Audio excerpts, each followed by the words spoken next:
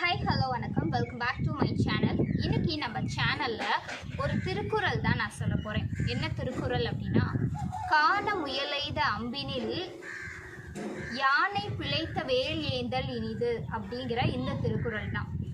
So இந்த திருக்குறள்லேருந்து நம்மளுக்கு என்ன ஒரு மோட்டிவேஷன் கிடைக்குது அப்படின்னா, ஸோ அந்த திருக்குறளை நீங்கள் படிச்சிங்கனாலே தெரியும். காண முயலெய்த அம்பினில் யானை பிழைத்த வேல் ஏந்தல் இனிது.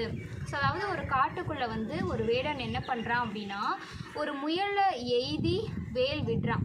ஸோ அந்த இது முயலை அது வெற்றி பெற்று எடுத்துகிட்டு வரான். இதுவே இன்னொரு வேடன் என்ன பண்ணுறான் அப்படின்னா, ஒரு பெரிய யானையை எய்ம் பண்ணுறான். யானையை எய்ம் பண்ணி என்ன ஆகுது, அவன் அதில் தோத்துடுறான். அந்த யானை பிழைச்சி போயிடுது. ஸோ வரும்போது பார்த்தா இவன் முயலை அந்த அம்பில் எடுத்துகிட்டு வரான். இவன் என்ன பண்ணுறான், எதுவுமே எடுத்துகிட்டு வரல. யானை கூட போர் வில்லை எய்தி அவன் தோத்துட்டு வந்துட்டான்.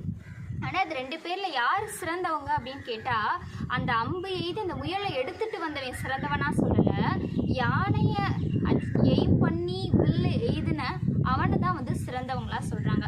எப்படி அப்படின்னு பார்த்தீங்கன்னா, நம்ம அச்சீவ்மெண்ட் என்றைக்குமே நம்ம ஒன்று எய்ம் பண்ணுறோம் அப்படின்னா அது பெருசாக இருக்கணும் அப்படிங்கிறது தான். ஸோ நம்ம பெருசாக இருக்கிறதுல நம்ம என்ன தான் முயற்சி பண்ணி அதில் தோல்வியுற்றாலும் அதுதான் ஒரு பெரிய இதாக சொல்கிறாங்க.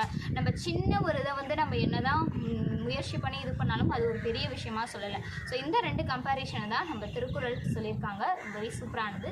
ஸோ நீங்களுமே உங்களோட ஆம்பிஷனை உயர்வாக எண்ணுங்க, உயர்வாக முயற்சி பண்ணுங்கள் அப்படிங்கிறது தான். தேங்க்ஸ் ஃபார் வாட்சிங். Bye by.